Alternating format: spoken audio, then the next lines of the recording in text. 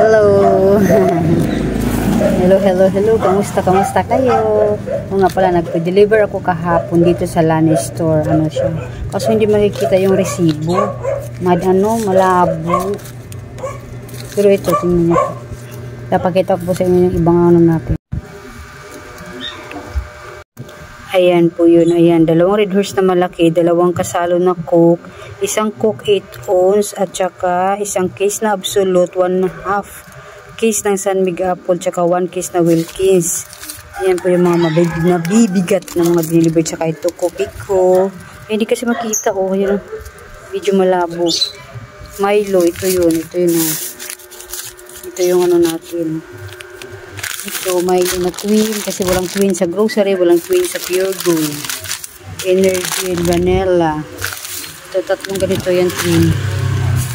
3. Ayan, 3 kinuha ko na.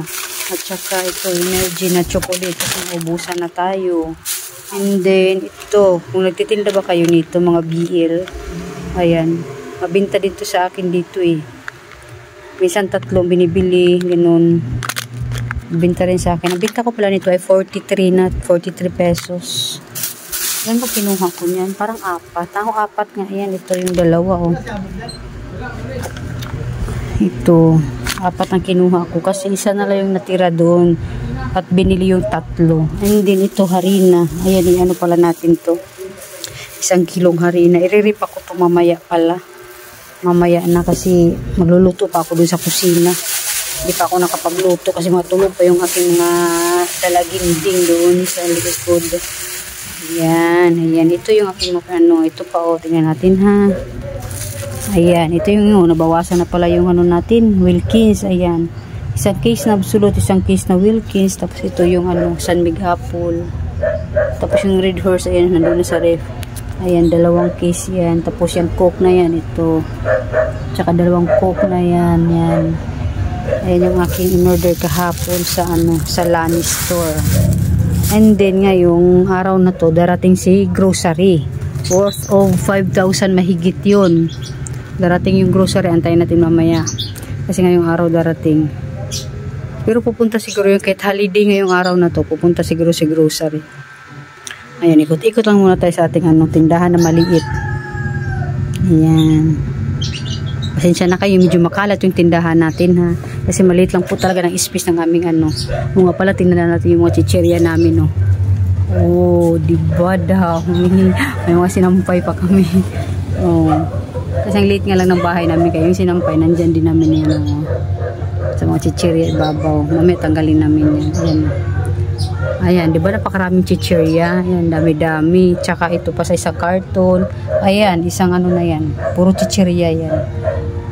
Diba, wala na akong Red Horse na maliit. Yan ang aking mga dito sa aking tindahan. At saka ito, bumili rin ako nito kahapon. 7 pesos ang aking bintahan. Chicharon, kasi may munggo tayo na tag 28 pesos. Ano, bilhin mo yan? Bilhin mo? Diba? Yun ang ating munting tindahan. Kahit pa paano naka-arrange naman siya, pero may medyo kalat lang talaga, kaya pasensyahan niyo na. Medyo makalat. Yan.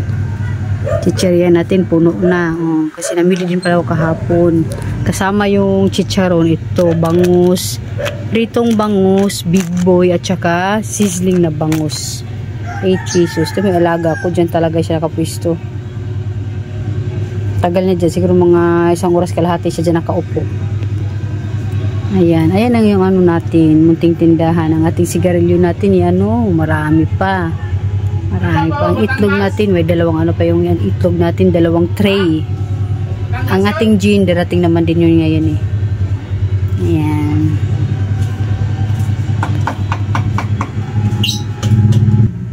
Yan. Thank you. Thank you sa panonood nyo ha.